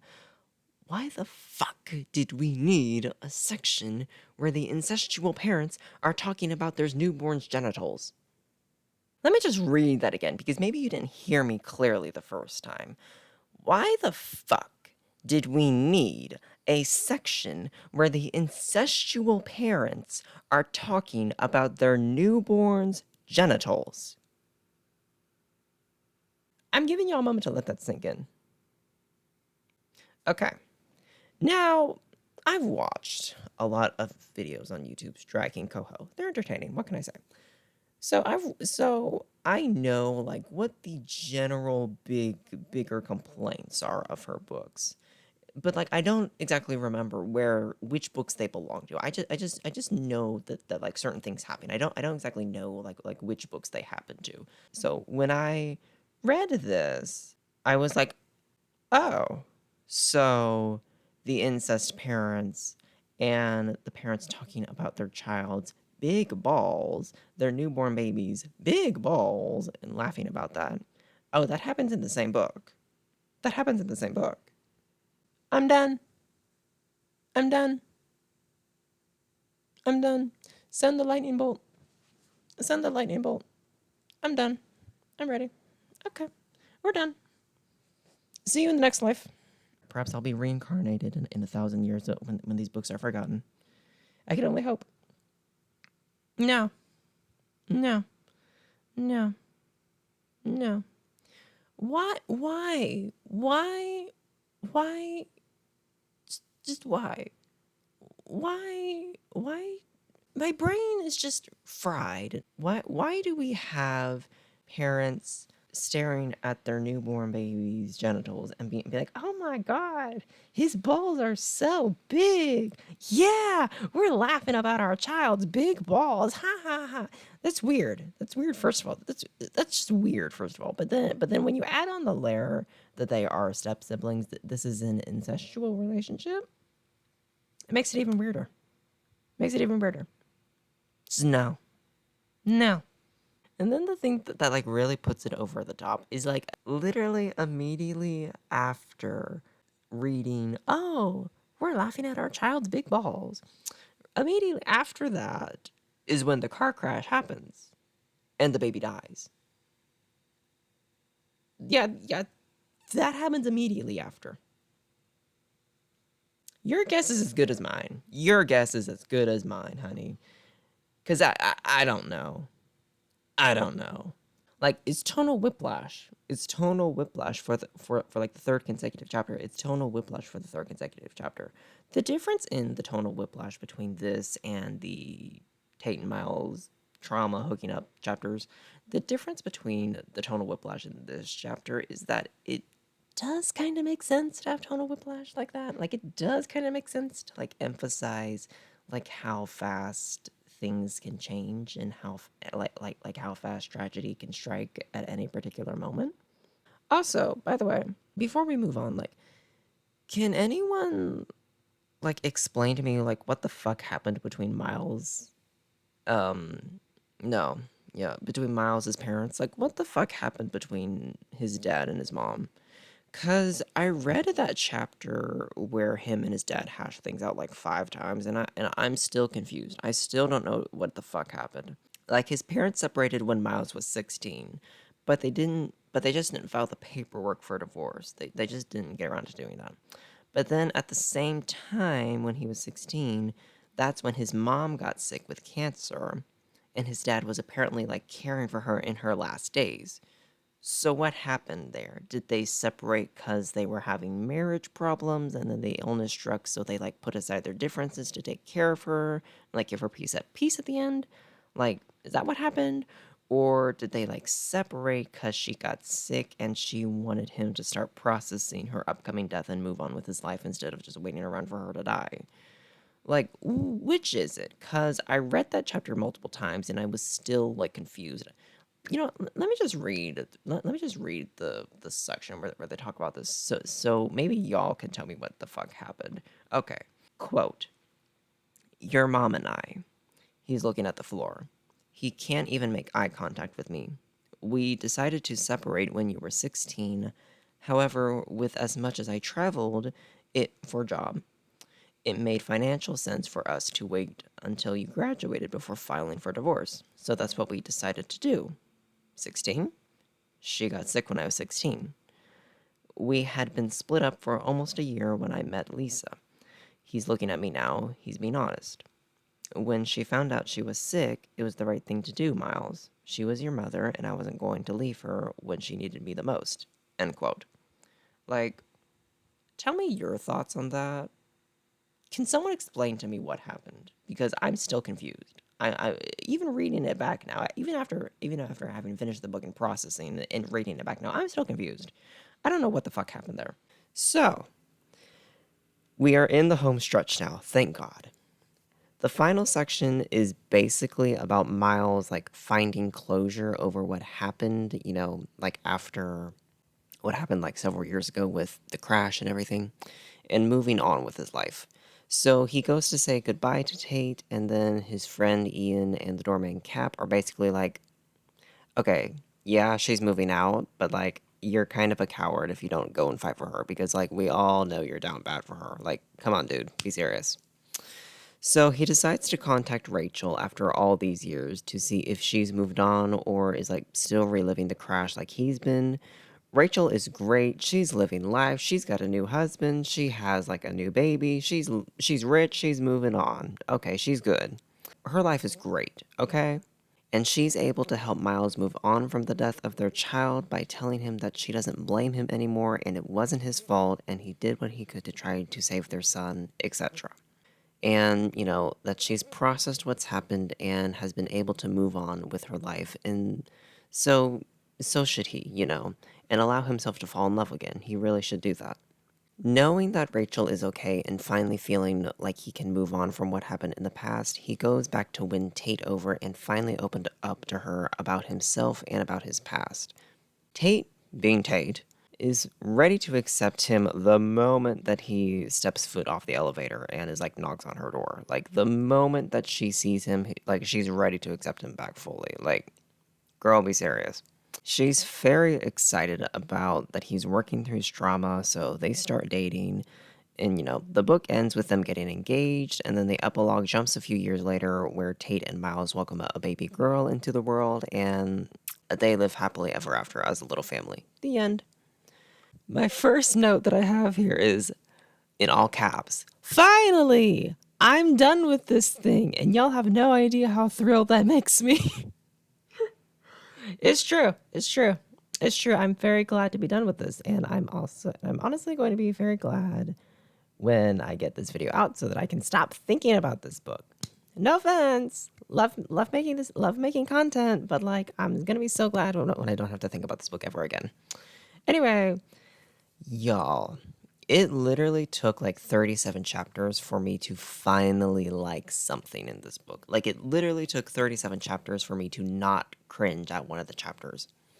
And that is literally the only chapter that we get where it's not in the POV of one of the two main characters. Like there's one just random chapter where it's told from Rachel's POV when Miles goes to talk to her after all these years and see if she's doing well. That chapter takes place in Rachel's POV, and personally, it's my favorite chapter in the book, and also it's the only chapter that I didn't feel annoyed by, like, yeah, yeah. I really liked the part where she tells him, like, it's okay to move on. It really, really is. And the hurt never goes away, but it becomes easier to deal with. Like it doesn't consume your life anymore, but it never fully goes away. I think he really needed to hear that, honestly, to be able to like move on and stop reliving the trauma. I really think that he needed to hear that it does get easier, but that it never fully goes away, nor should you like pretend or act like, it doesn't matter anymore. And even if it's been like several decades afterwards, like it's okay to still hold on to it and still remember, but you know, you can move on. You're allowed to move on. Like I really do think he needed to hear that, and I'm glad that Rachel was able to like help him see that. And I'm very glad that like Rachel was able to like give him closure on the whole thing to help him move on with his life. So that that whole chapter with taking place in Rachel's PV, I really did like it. I really liked how they like even after all these years of not seeing each other, not speaking to each other, how they like were just close with each other, and like there was no hard feelings, there was no bitterness. They were just, you know, obviously they weren't still in love with each other, but they were just like okay with each other. Like, we'll always be connected in some way, and we'll always be like friends with each other, even if we like never speak to each other ever again. Like that's okay. I really like that, honestly. That Wow, me giving a compliment to a Colleen Hoover book. Hell must have frozen over. Hell must have frozen over. All right. The last little bit of the book, like in general, like this last little section overall, was not horrendous. It was not horrendous, which is a major improvement. Like, yeah, there were parts that I still rolled my eyes at, like every single time Corbin stepped onto the page or them having sex in a plane at 7 in the morning. But I at least didn't want to, like, throw my phone across the room every 5 seconds. Like, so that's an improvement. That really, really is an improvement. I will say though, the final little bit of, like, how the story ends, like, before the epilogue, it was so unserious. Girl, it was so unserious. And it literally just like confirmed to me who the target audience is for this book. Like, here, I'll read to you the last little section so y'all know what I'm talking about. And this is taking place from Miles' POV, by the way. Quote, whoever coined the phrase, I love you to death, obviously never experienced the kind of love Tate and I share. If that were the case, the phrase would be, I love you to life. Because that's exactly what Tate did. She loved me back to life. The end. Girl, that is so corny. That is so fucking corny. That is so unserious. Like, come on now. Like, I literally can't believe that Colleen literally wrote, I fixed him into the book. Like, be serious, please. What in the Wattpad was that? Like, that was literally like, oh, she fixed me. Come on now. Like, come on now. The I Can Fix Him girlies already have Beauty and the Beast. We don't need to give them any more. We don't need to give them any more stories. We don't need to give their delusional asses any more stories. They have Beauty and the Beast to deal with. Okay, they have that story. They have that movie, Anyway, let's discuss my like overall thoughts on the book. Was it good? No. Did I enjoy my time reading it? No. Do I have any idea how this got published? No clue. 3 strikes, you're out. Bye, honey. First off, I can tell who exactly this book is made for. It's for the I Can Fix Him girlies. It's for the white women that call themselves like radical feminists and make that like a big part of their social media presence, but in reality uphold the patriarchy like their life depends on it, and their boyfriend/husband is likely a bigot, and they themselves were likely seriously debating whether to vote for Biden or Trump.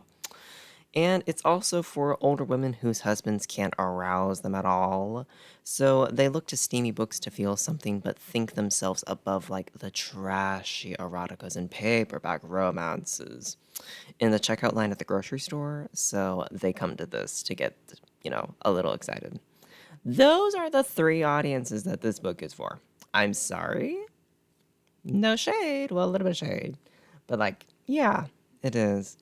Am I dragging any of those demographics? Yes, I'm dragging the first two demographics, of course. The last group, not so much. Like, if reading a book is what gets you off, then okay, everybody has their things. Like, whatever.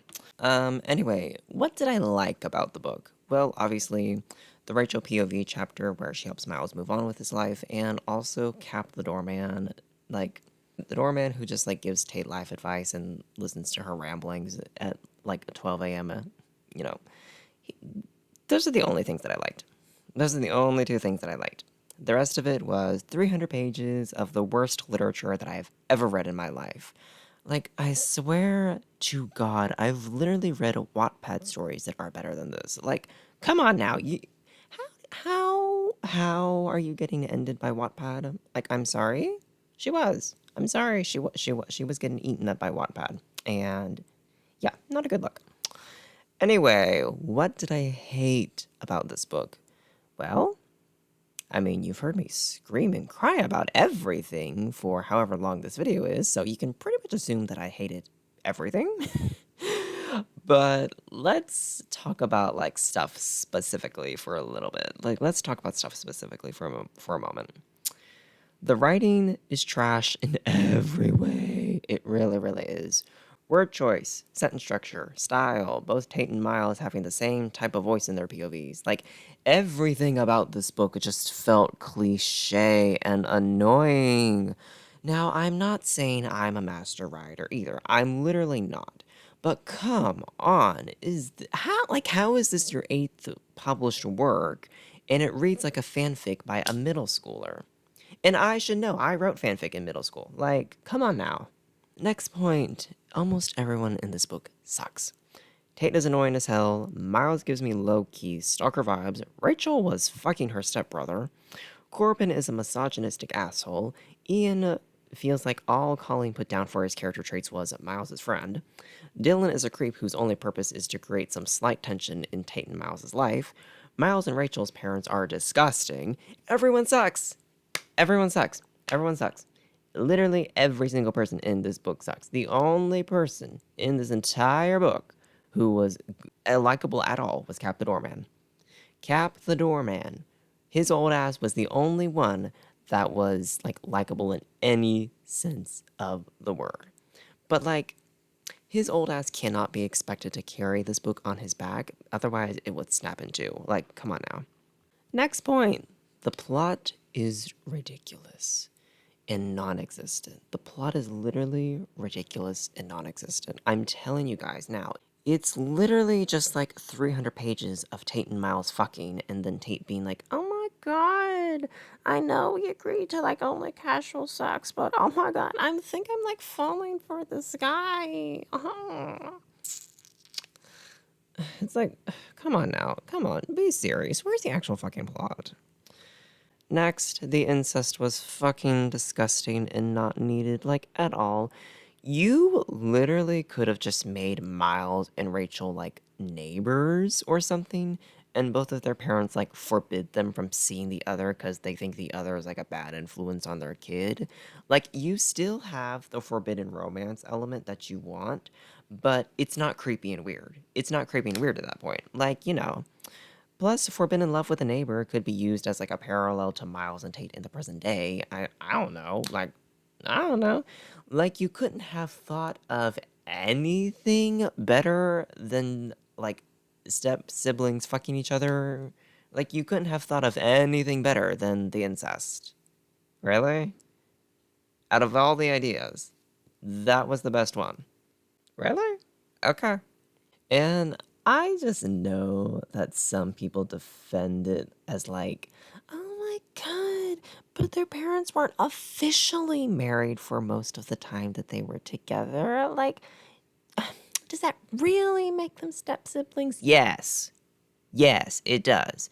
The parents are dating. The parents are engaged. The parents get married. That makes them step siblings. It makes them soon to be step siblings. It makes them potential step siblings. It makes them step siblings. It does. It makes it incest. It makes it gross. It makes it creepy. It makes it weird. I don't care what you say. If you're trying to defend that, bye. Get out. Bye. This is not a safe space for you. Okay? This is not a safe space for incest lovers. Goodbye. I also want to mention like something reoccurring that was minor, but like it still annoyed me. So y'all see how the cover is like water, like the photo is underwater, like everything's water, on the cover. You see that, right? Do y'all wonder why that is? Like why is water the cover? Why is the cover underwater? So like you might be thinking, oh, is it because of like the car crash when the car like drowns in the lake and the baby drowns in the lake, blah blah blah. Well, maybe maybe that has like something to do with it, but also throughout the entire book, Tate is always making these like comments in her head like, oh, when I'm around Miles, I'm liquid. He's solid. I'm liquid. He leads and I follow because I'm liquid. I'm liquid. I'm liquid. I'm liquid. I'm liquid. I'm liquid. I'm liquid. I'm liquid. Shut up! All right, I get it. You're liquid. You cannot stand on your own 2 feet because you're liquid. I get it. Like, what the fuck does that even mean? You're liquid. What does that even mean? Like, what? That you're so down bad for him that you like literally melt into a puddle every single fucking time you see him? Like, is that what that's supposed to mean? Like, is that supposed to be hot? Like, no. No, it's dumb. Stand up. Stand up. If that's what that's supposed to mean, stand up.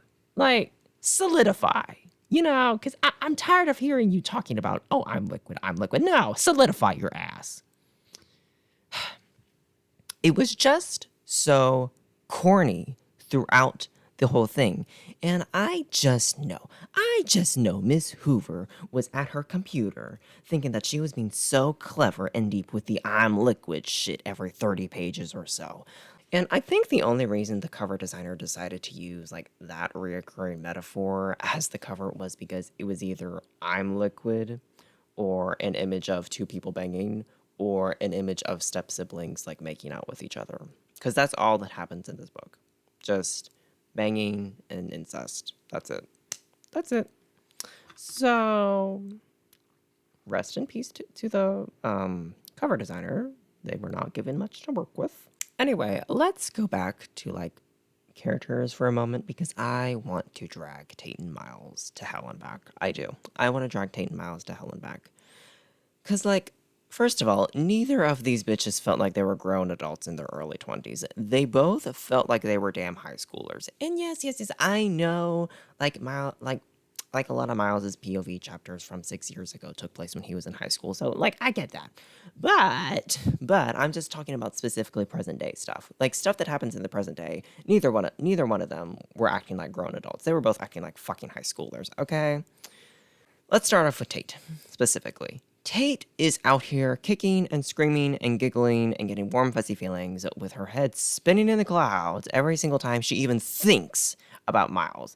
Like, he doesn't even have to be in the room. He doesn't even have to be in the same state as her. She can just, like, think about him, and she's like, oh my God, like, girl, stand up. Stand up. Oh my God, she thinks about him, like, all the time, first of all. Like, do you not have a job? Do you not have a job? Do you not have hobbies? Do you not have school to go to? Like, you're always talking about, oh, I have school. Oh, I have a job, blah, blah, blah. But, yeah, we never actually see you doing anything at either one of those things. Your entire existence is about Miles. It's like, why? Why? Like, I don't care if you're moaning and screaming and hollering every single time that his dick is inside you. It's not that good to be acting like this. It's not that good to revolve your entire personality and existence around a man. We're not worth that. We're not worth all that. Okay? We're not worth all that.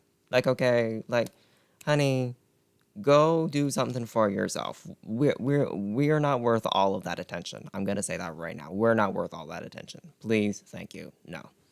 But that is not even my like biggest problem with Tate. My biggest problem is I couldn't stand how like every single time Miles was like, "Hey, I'm going to distance myself from you cuz you're starting to catch feelings and we agreed to just like keep our relationship to sex and nothing more."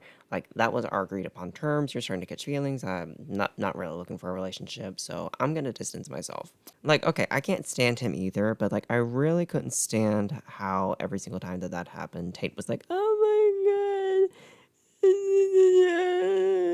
or like getting furiously angry with him over it, because it's like, how are you going to get mad at him for like sticking to the agreement of the terms that y'all set?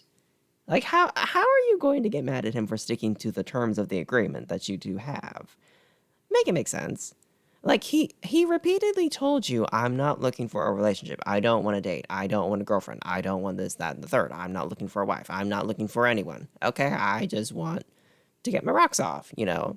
So it's like, how are you going to get mad when he's not reciprocating your crushy, warm, fuzzy feelings and not wanting to like become your boyfriend? Like, because that's literally you're not dating. You literally just agreed for this to be a hookup. So why are you getting mad at him when he wants this to just be a hookup? Like that's literally what you agreed to.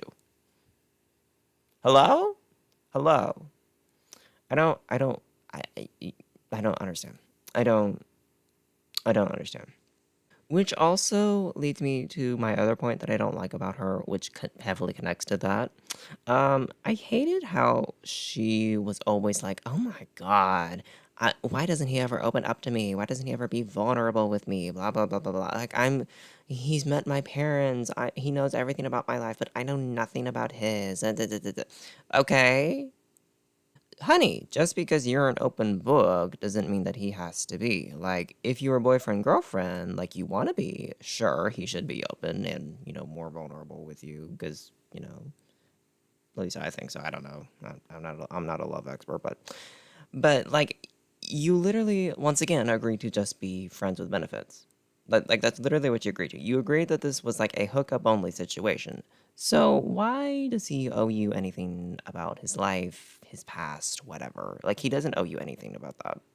And okay, like here's the thing. Like I know Miles was like catching feelings from day one also, but like at least he tried to keep things, professional with them. Like at least he tried to stick to the agreed upon terms of their situationship. Like so, which is more than Tate ever did, by the way.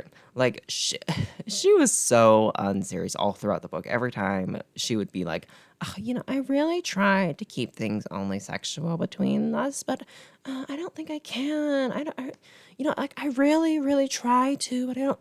Bitch, no, you didn't. You did not try. You did not try.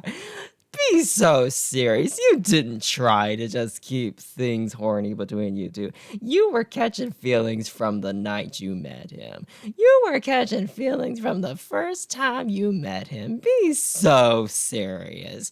She was so unserious every single time that she was like, "Oh my God, I really tried to keep things to the agreed upon terms, but I just don't think I can." No, you didn't. No, you didn't.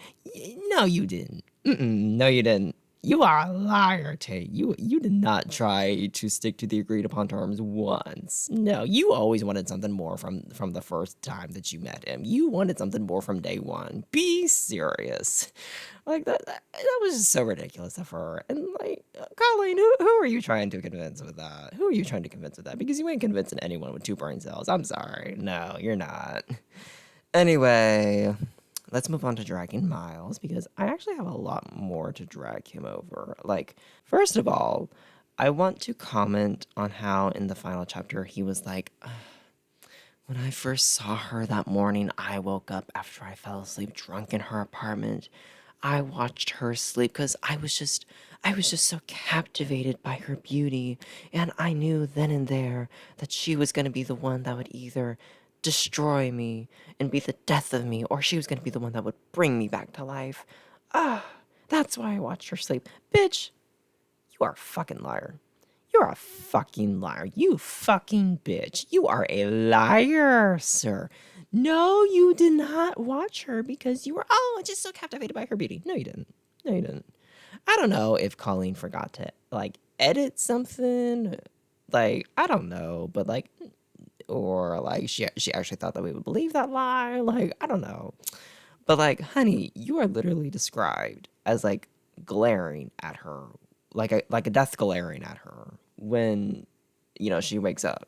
And then when she wakes up, you start yelling at her, like, about X, Y, and Z. And then when she, like, closes the door on your face, you immediately bang open the door and start screaming it in her face. Like, that's not the reaction that someone has if, they see someone that they like and they kind of want to get to know. Like, that's not the reaction that normal people have when they find someone that they develop a crush on.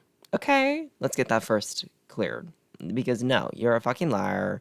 No, you absolutely hated her when you first saw her. Like, let's be serious. Let's be serious now.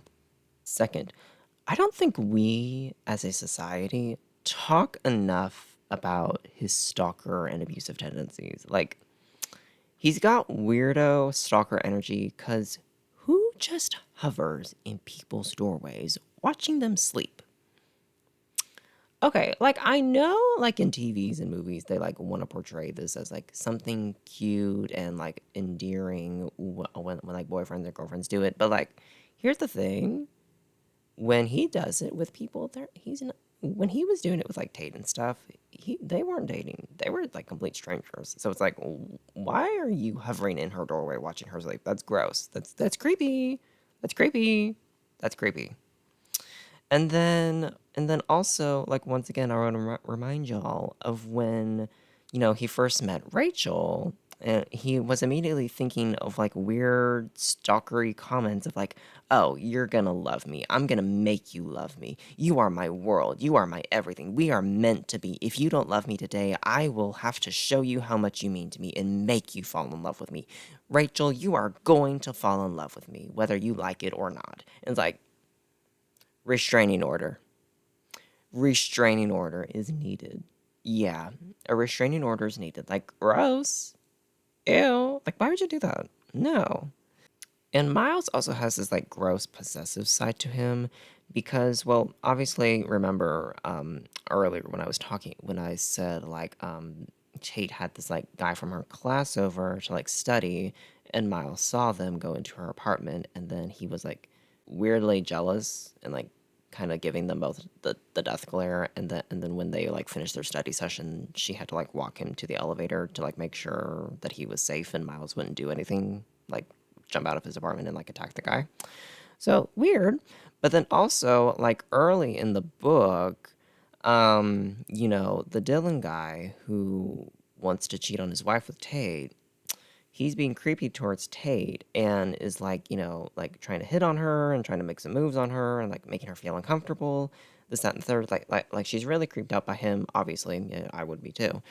But and then Miles comes in and, like, tells him to, like back off and, like, shoo on and, like, runs him off, basically. So and when I was reading that, I was like, oh, okay, like, okay, that's nice, that's good that he did that. But then he later reveals that, like, oh, he only did that because, like, he wants to be with Tate himself, and it's like, oh, so if you didn't find her hot, you would have just continued to let the creepy guy harass her. Great. That's a great love interest. Great work there, Colleen. Great. Amazing. Love that. And then there was also another instance of him breaking down a door when Rachel first finds out that she's pregnant and she's, like, freaking out about it. So she locks herself in her room for, like, a day or two or however fucking long. And then Miles, like, comes home and is, like, knocking on her bedroom door, like, oh, hey, let me in. We need to talk about this. Yeah, blah, blah, blah. And then Rachel is like, no, go away. Not in the mood for it.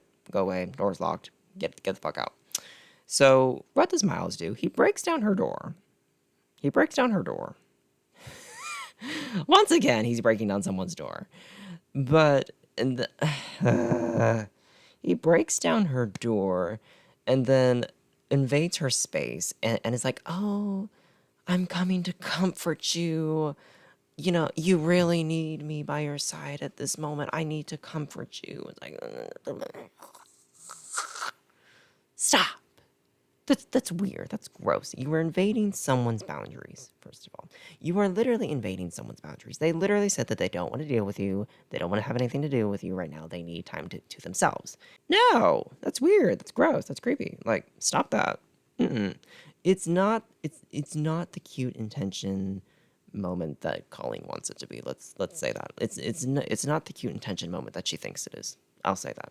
Then also, like, there are just like several moments throughout the book when like Tate feels intimidated by him. Like, just all of a sudden she gets like nervous around him. Not in a way like oh, I'm nervous around my crush. Not in like that way. She gets like full on intimidated by him.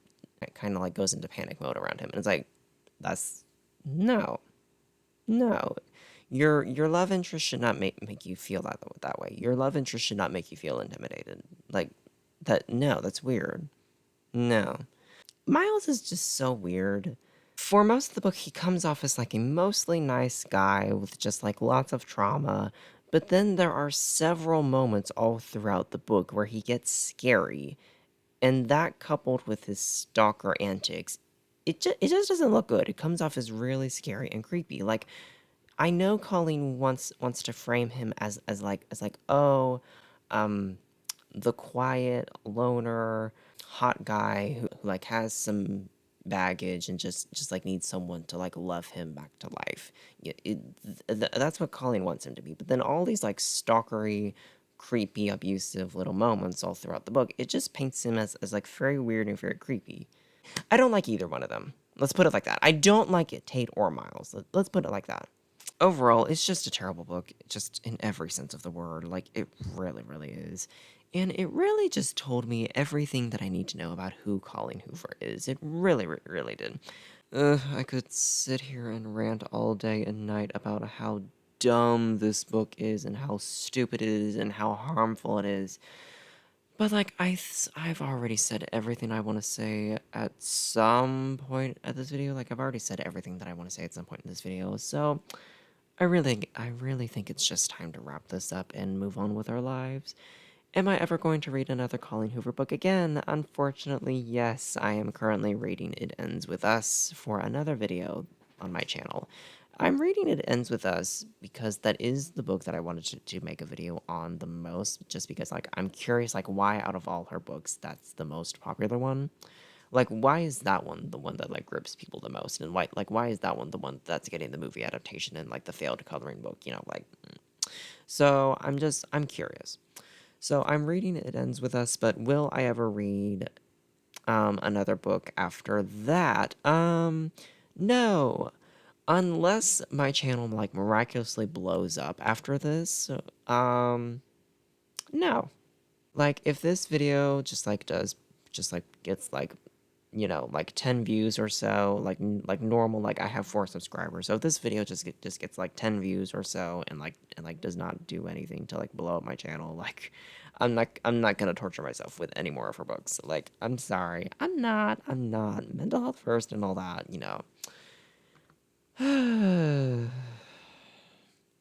But if you enjoyed this video, then please like and subscribe. Like, come on now. I read a Colleen Hoover book. I need some kind of reward. I deserve a reward of some kind for reading a Colleen Hoover book, like I do. Like and subscribe. Give me the views. That sounds so bad, but like, you know.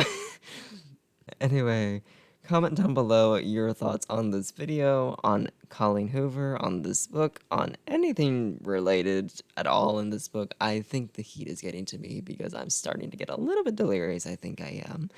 So I'm going to wrap this video up. I'll talk to you next time. Bye.